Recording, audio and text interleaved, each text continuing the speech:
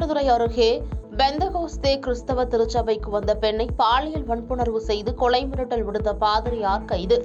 மயிலாடுதுறை அருகே திருவாலபுத்தூர் புத்தகரம் மேலத்தெருவில் பிலிப் விஜயேந்திரன் என்பவர் தமக்கு சொந்தமான பெந்தகோஸ் என்ற கிறிஸ்தவ திருச்சபையின் பாஸ்டராக பணியாற்றி வருகிறார். இந்நிலையில் அவரது சர்ச்சுக்கு வந்த பெண் ஒருவர் கடந்த 8ஆம் தேதி தன் காலில் எலும்பு முறிவு ஏற்பட்டு சரியாகாமல் வலி உள்ளதாக பிலிப் விஜயேந்திரனிடம் தெரிவித்துள்ளார். அப்போது அவர் சர்ச்சை ஒட்டியுள்ள வீட்டிற்கு செல்லுங்கள், மந்தரித்த எண்ணெய் தடவி விடுகிறேன் என கூறியுள்ளார். இதை நம்பி வீட்டிற்கு சென்ற பெண்ணை பாலியல் வன்புணர்வு செய்துள்ளார். மேலும் இதை வெளியில் சொல்லக்கூடாது என கொலை மிரட்டலும் விடுத்துள்ளார். இதையடுத்து அந்த பெண் மாதர் சங்கம் மார்க்சிஸ்ட் கம்யூனிஸ்ட் கட்சியினரிடம் கூறி அழுதுள்ளார். அக்கட்சியினர் உடனடியாக பாதிக்கப்பட்ட பெண்ணை அழைத்துச் சென்று மயிலாடுதுறை அனைத்து மகளிர் காவல் நிலையத்தில் அளித்த புகாரின் பேரில் பிலிப் விஜயேந்திரன் மீது வழக்கு பதிவு செய்த போலீசார் கைது செய்தனர். கும்பகோணம் அருகே அசைவ உணவு கடையை பள்ளிக் கல்வித்துறை அமைச்சர் அன்பில் மகேஷ் திறந்து வைத்தார். தஞ்சாவூர் மாவட்டம் கும்பகோணம் அருகே பாபநாசம் மேலரஸ்தா பகுதியில் நான்வெஜ் நாயகன் என்ற பெயரில் புதிதாக அசைவ உணவுகள் மற்றும் பிரியாணி கடை ஒன்று திறக்கப்பட்டது. இந்த உணவகத்தை தமிழக பள்ளிக் கல்வித்துறை அமைச்சர் அன்பில் மகேஷ் பொய்யாமொழி திறந்து வைத்தார். இந்நிகழ்ச்சியில் அக்கட்சியைச் சேர்ந்த ஏராளமான தொண்டர்களும் நிர்வாகிகளும் கலந்து கொண்டனர். திறப்பு விழா சலுகையாக ஒரு பிரியாணி வாங்கினால் ஒரு பிரியாணி இலவசம் என்று அறிவிக்கப்பட்ட நிலையில் பிரியாணி பிரியர்கள் கடையில் அலைமோதினர். பிரதமர் மோடி மதிப்புக்குரியவர், அப்படிப்பட்டவர் சிறிய வார்த்தைகளை பயன்படுத்துவது அவருக்கு அழகல்ல என அமைச்சர் துரைமுருகன் தெரிவித்துள்ளார். வேலூர் மாவட்டம் மேல்பாடி அருகே பொன்னையாற்றின் குறுக்கே ரூபாய் 12.94 கோடி மதிப்பீட்டில் 190 மீட்டர் நீளத்திற்கு புதிதாக கட்டப்பட்டுள்ள தரைப்பாலத்தை மாநில நீர்வளத்துறை அமைச்சர் துரைமுருகன் திறந்து வைத்தார். தொடர்ந்து நிகழ்ச்சியில் பேசிய அமைச்சர், சங்க காலத்தில் அகோரி பிரிவை சேர்ந்தவர்களின் தலைமையிடமாக மேல்பாடி இருந்துள்ளது.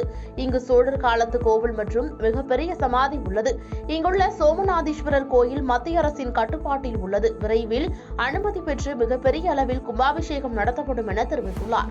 தொடர்ந்து செய்தியாளர்களை சந்தித்து பேசிய அவர், பிரதமர் என்பவர் எந்த கட்சியை சார்ந்தவராக இருந்தாலும் நம்முடைய மதிப்பிற்குரியவர், மிகப்பெரிய இடத்தில் இருப்பவர். அவர் இப்படிப்பட்ட சிறிய வார்த்தைகளை கூறியிருப்பது அவ்வளவு பெரியவருக்கு அழகல்ல என தெரிவித்துள்ளார்.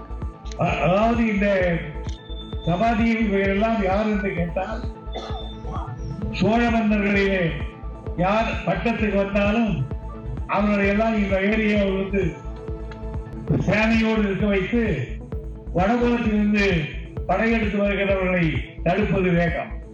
அப்படித்தான் அரக்கோணத்திலே ராஜாதித்தர் என்பவர் இருந்த பொழுது அவர் போரிட்டு 96 விழுப்புண்களை உடலையை பெற்று செத்து போனார். அதை நம்முடைய யானை மீதே இறந்து போனார். 96 விழுப்புண்களை பெற்று யானை மீது துங்கிய ராஜாதித்தன் என்று அவருக்கு பெயர். சிஏஏவிற்கு எதிரான கருத்துக்களை திமுக தொடர்ந்து வைத்து வருவதாக கனிமொழி எம்பி தெரிவித்துள்ளார். தூத்துக்குடியிலிருந்து சென்னை விமான நிலையம் வந்த கனிமொழி எம்பி செய்தியாளர்களை சந்தித்து பேசினார். அப்போது திராவிட முன்னேற்றக் கழகம் நாடாளுமன்றத்தில் சிஏஏவிற்கு எதிரான கருத்துக்களை தொடர்ந்து வைத்து வருகிறோம், எதிர்த்து வாக்களித்தோம். சிஏஏ போராட்டம் அத்தனை இடங்களிலும் திராவிட முன்னேற்றம் கழகம் சார்பாக மேற்கொள்ளப்பட்டது என்றார். மேலும் பேசிய அவர், நிதி தொடர்பாக நிறைய சந்தேகங்கள் உள்ளது. அதாவது அமலாக்கத்துறை, வருமான வரித்துறை போன்ற சோதனைகள், அச்சுறுத்தல்களுக்கு பிறகு நிதி வழங்கப்பட்டுள்ளது என்பது பல பேர் சொல்லும் கருத்தாக உள்ளது என தெரிவித்துள்ளார். பாஜகவால் தான் கடந்த தேர்தலில் சிறுபான்மை மக்களின் வாக்குகளை இழந்தோம் என்று அதிமுக முன்னாள் அமைச்சர் செல்லூர் ராஜு குற்றம் சாட்டியுள்ளார். மதுரை கோச்சடையில் ரேஷன் கடை திறப்பு நிகழ்வில் பங்கேற்ற அதிமுக முன்னாள் அமைச்சர் செல்லூர் ராஜு செய்தியாளர்களை சந்தித்து பேசினார். அப்போது நீட் தேர்வுக்கு ஆதரவாக கையெழுத்து போட்டது திமுக தான். நீட் ரத்து ரகசியத்தை உதயநிதி இதுவரை சொல்லவில்லை. திமுக காலத்தில்தான் தமிழர்களின் உரிமைகள் பறிபோனது என்றார். மேலும் பேசிய அவர், அரசியலில் அண்ணாமலை கத்துக்குட்டி தேர்தல் வாக்கு எண்ணிக்கை பெட்டியை உடைக்கும் போதுதான் பாஜகவிற்கு மக்கள் என்ன ஆப்பு வைத்துள்ளார்கள் என்று தெரியும் என விமர்சனம் செய்துள்ளார். அதாவது திமுகவை பொறுத்தளவுக்கு நிலையான கொள்கை கிடையாது. அந்த கல்வியை மாநில பட்டியலில் இருந்த கல்வி பட்டியலை இவங்க மத்தியில் கூட்டணியில் ஆட்சியில் இருக்கும்போது தான் மத்தியத்துக்கு கொண்டு வாங்க. மாநிலத்தில் இருந்தத மத்திய அரசு எடுத்துக்கிட்டது. அப்போவே அவங்க அம்மா வந்து அதை எதிர்த்து குரல் கொடுத்தாங்க, அறிக்கை கொடுத்தாங்க, அதெல்லாம் செஞ்சாங்க. அதே மாதிரி நீட்டு தேர்வு உங்களுக்கு தெரியும், அதுக்கும் காரணமாக இருந்தது இவங்க தான். கையெழுத்து போட்டுட்டு இங்கே இதை வந்து எங்களுக்கு ஒரு சூட்சமாக தெரியும், எங்களுக்கு ரகசியம் தெரியும்னு உதயநிதி எல்லாம் சொன்னார். இன்றைக்கி வேறு ரகசியத்தையும் சொல்ல மாட்டேன்னு இந்த திட்டமும் நிறைவேற மாட்டேன்றது. இது மாதிரி தான் அவங்களுக்கு முன்னுக்கு முரணாக மக்களுக்கு சொல்கிறது ஒன்று, மத்திய அரசை எதிர்க்கிற மாதிரி எதிர்க்கிறது. நான் அடிக்கிற மாதிரி அடிக்கிறேன், ஆனால் வலிக்கவும் செய்யாது. அது மாதிரி செய்கிறதா திமுகவுடைய கொள்கை. எப்பொழுதுமே அவங்க காலத்தில் எந்த தமிழ் மக்களுடைய உரிமைகளும் காப்பாற்றப்பட்டதில்லை. தமிழனுடைய உரிமை தமிழுடைய எல்லாம் நமக்கான இது பூராமே பறி போயிருக்கு. கச்சத்தீவாக இருக்கட்டும், காவிரி பிரச்சனையாக இருக்கும், முல்லை பெரியார் பிரச்சனை, எல்லாத்திலையும் நம்ம வந்து உரிமையை இழந்து தான் இருக்கோம்.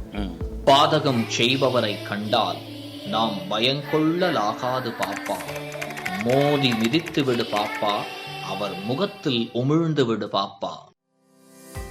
அண்மை செய்திகளை உடனுக்குடன் தெரிந்து கொள்ள இணைந்திருங்கள் இயம்நாடு தொலைக்காட்சியுடன்.